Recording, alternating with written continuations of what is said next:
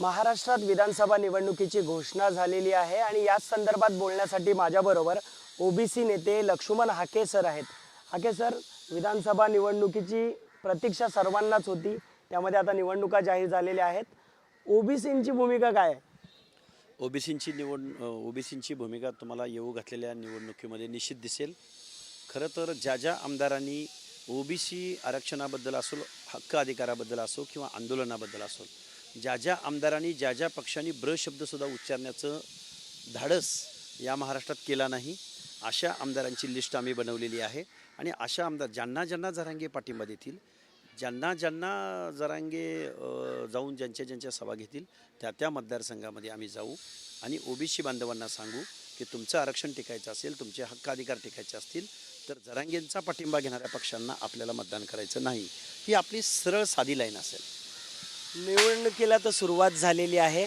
यामध्ये तुम्ही काही तुमच्या जे ओबीसी समाजाचे नेते आहेत ते काही उभे राहणार आहेत का?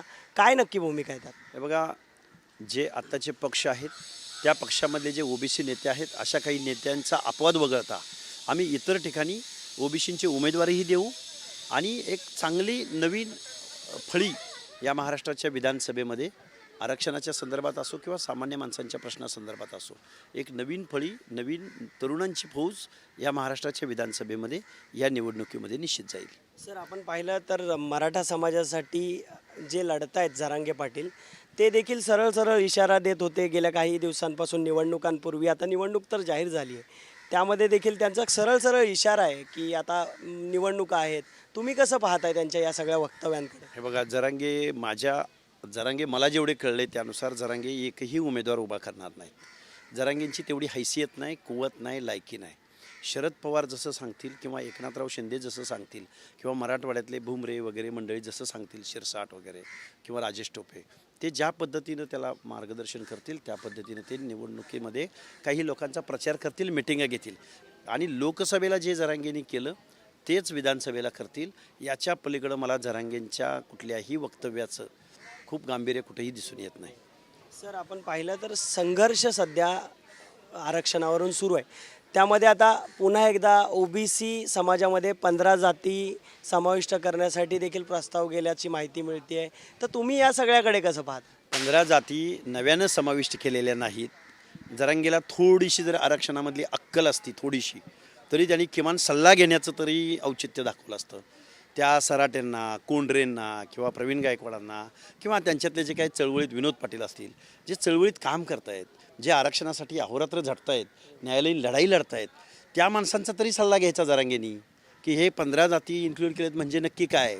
तर ह्या कुणबी जातीचे काही पोट प्रकार, सहप्रकार किंवा त्याचे काही अंतर्गत एका भौगोलिक प्रदेशामध्ये त्या नावातल्या काही इरेग्युलर गोष्टीमुळं जी माणसं सामाजिक न्यायापासून दूर होती तशा माणसांचं रेग्युलरेशन करून घेणं, हे राज्य मागासवर्ग आयोग असो किंवा राष्ट्रीय मागासवर्ग आयोग असो, त्यांना ते इन्क्लुजनचे अधिकार दिले गेलेले आहेत.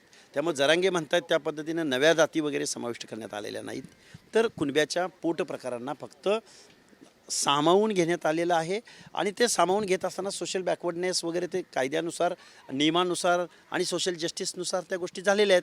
त्यामुळे जरांगेंना ह्या गोष्टीची काडीची कवडीचीही त्यामधली माहिती नाही. त्यामुळे जरांगे अशा पद्धतीचं इलॉजिकल वक्तव्य करतात. सर, गेल्या काही दिवसांपासून निवडणुका जाहीर होण्यापूर्वी आपण पाहिलं तर राज्यात संघर्ष पाहायला मिळाला. टीकाटिप्पणी, विरोधक एकमेकांवर तुटून पडले होते. आरक्षणाचा मुद्दा देखील पेटला होता. तुम्हाला वाटतं ओबीसी समाज म्हणून, मराठा समाज म्हणून याचे पडसाद या निवडणुकांमध्ये पाहायला मिळतील? 7 ते 8 जिल्ह्यामध्ये तर डायरेक्ट कुठल्या पक्षाच्या चिन्हाच्या आणि कुठल्या नेत्याच्या सभावरून निवडणुका होणार नाहीत. मी अगदी जबाबदारीनं बोलतो आहे की या 7 ते 8 जिल्ह्यामध्ये ओबीसी वर्सेस मराठा असंच निवडणुकीला सामोरं जावं लागेल.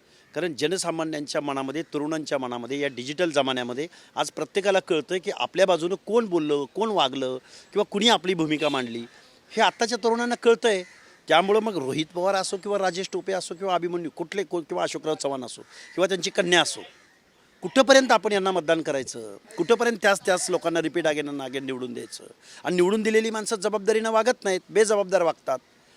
ही सगळी मंडळी आहेत आणि प्रत्येक पक्षाला ओबीसीची भूमिका जोपर्यंत अधिकृतरित्या लेखी त्यांच्या जाहीरनाम्यामध्ये ओबीसीबद्दल काय तुमची भूमिका आहे हे जोपर्यंत या महाराष्ट्रामध्ये कळणार नाही तोपर्यंत ओबीसी या प्रस्थापित लोकांना मतदान करणार नाही.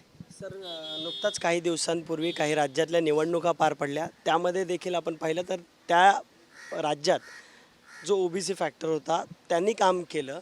तर तुम्हाला वाटतं की तिथे जसं झालं तसं इकडे देखील होऊ शकतं? त्याच्यात दुप्पट होऊ शकतं असं माझं मत आहे. कसं काय? कारण महाराष्ट्र हा इतर राज्यांपेक्षा तुलनेनं प्रगत आहे. फुले शाहू आंबेडकरांचा महाराष्ट्र आहे. इथं चळवळी रुजलेल्या आहेत. दलितांची चळवळ आहे, आदिवासींची चळवळ आहे, कामगारांची चळवळ आहे. इथल्या प्रत्येक माणसाला कळतं.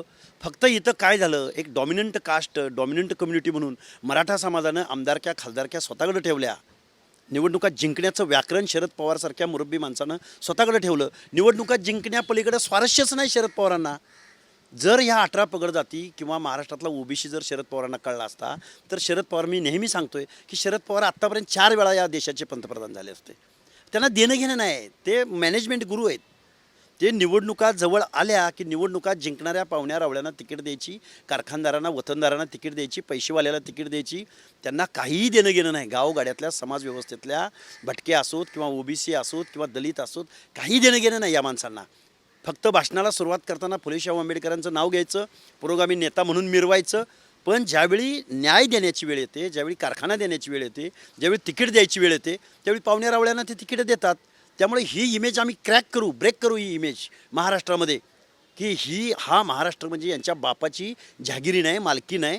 तर तुम्ही आम्ही गावगाड्यामध्ये बहुसंख्येनं राहणारी लोक, आम्ही आमचा प्रतिनिधी या महाराष्ट्राच्या कायद्याच्या सभागृहात निवडून दिला पाहिजे. हे अपिलिंग असेल महाराष्ट्रातल्या ओबीसींना.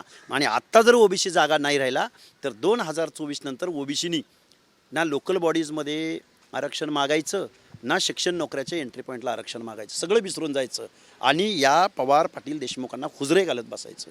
एवढंच ओबीसीवरचं काम राहील, एवढं मी जबाबदारीनं महाराष्ट्रातल्या ओबीसींना सांगू शकतो. सर शेवटचा प्रश्न, निवडणुका तर जाहीर झाल्या, तुमची आता रणनीती कशी असणार आहे आत्तापासून? म्हणजे निवडणुका जाहीर झाल्या, तुम्ही आजपासून काय करणार आहात पुढचे काही दिवस? निवडणुका जाहीर होण्या अगोदर आम्ही 100पेक्षा जास्त छोट्या मोठ्या सभा घेतलेल्या आहेत. 2 वेळा उपोषण केलेलं आहे. महाराष्ट्रातल्या मीडियामध्ये आम्ही वेळोवेळी आमची भूमिका मांडलेली आहे. हो, मान्य आहे आम्हाला की ओबीसी अनऑर्गनायझेड आहे. ओबीसीचं प्रोबेशन हे शेती, नोकरी, मेंढपाळी, छोटे मोठे व्यवसाय. पण ह्या डॉमिनेटिंग कास्ट असणाऱ्या, कम्युनिटी असणाऱ्या यांचं प्रोबेशन राजकारण आहे. उठसूट राजकारण. गावातल्या सरपंच पदापासून, गावच्या कट्ट्यापासून ते मुंबईच्या विधानसभा मंत्रालयाच्या समोर ह्यांचा व्यवसाय राजकारण आहे. त्यामुळं आपल्याला जर आपले हक्क अधिकार वाचवायचे असतील तर परत आपल्याला फुले शाहू आंबेडकर जन्माला येणार नाहीत. तर तुम्हाला आम्हाला रस्त्यावर उतरून हे आपले हक्क अधिकार वाचवावे लागतील, असं आव्हान या महाराष्ट्रामधल्या ओबीसींना, एससींना, एसटींना, अल्पसंख्याकांना असेल माझं. नक्कीच. तर आपण पाहतो विधानसभा निवडणुका जाहीर झालेल्या आहेत आणि यामध्ये ओबीसींची नक्की भूमिका काय असणार आहे, हाकेंची भूमिका काय आहे, हेच आपण जाणून घेतलेलं आहे. कॅमेरामन अनिलसह मी अल्पेश करकरे, एबीपी माझा, मुंबई. एबीपी माझा, उघडा डोळे बघा नीट.